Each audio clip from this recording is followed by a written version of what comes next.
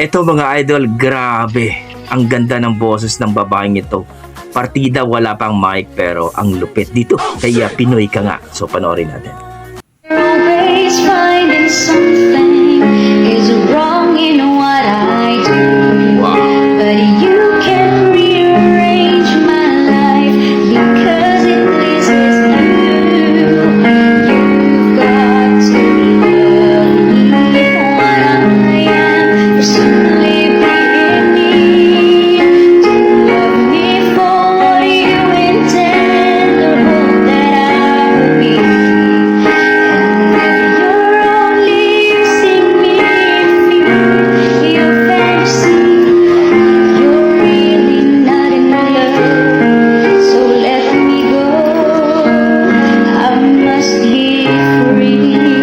Grabe ka naman ate.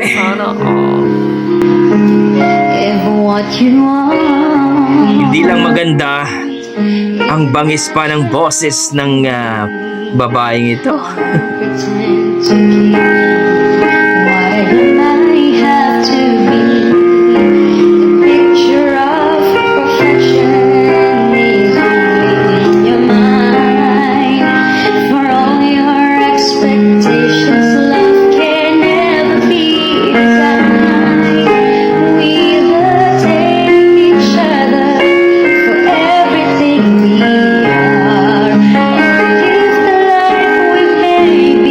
And make another start. You've got to love me for what I am, simply being me. Don't love me for what you intend, or hope that I will be. And if you're only using me to feel your fantasies, you're really not in love. So let me go. I must be free.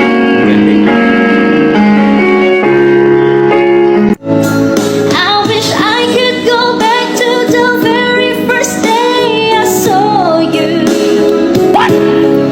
Should have made my move when you looked in my eyes.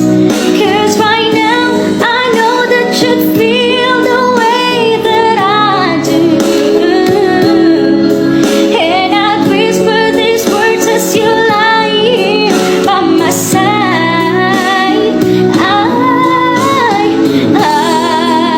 I love you. Please say you love me too. These three words, they could change our lives forever. Galing. And I promise you that we will always be together till the end of time.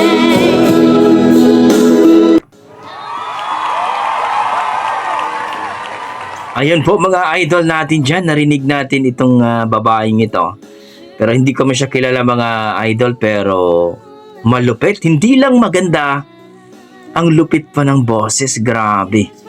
Sabi ng ating mga fans dito, no? At talagang iniidolo nila itong babaeng ito. Hindi lang daw maganda, ang ganda pa ng boses, no? Grabe. No? May nagsabi din na parang lip sync daw. So, sa tingin niyo mga idol, lip sync ba 'yon? Pero marami din nagsabi na talagang mayroong ganong boses talaga. Kahit wala daw mic pero talagang ang ganda ng boses. Grabe. Nakaka-amaze daw ayon sa ating mga fans, mga idol dito kay ate. So please comment down below mga idol natin dyan kung ano sa tingin nyo. Lip sync ba yon? Or boses niya ba talaga?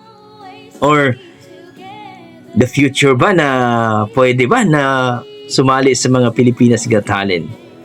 No? So anong masasabi nyo sa video natin?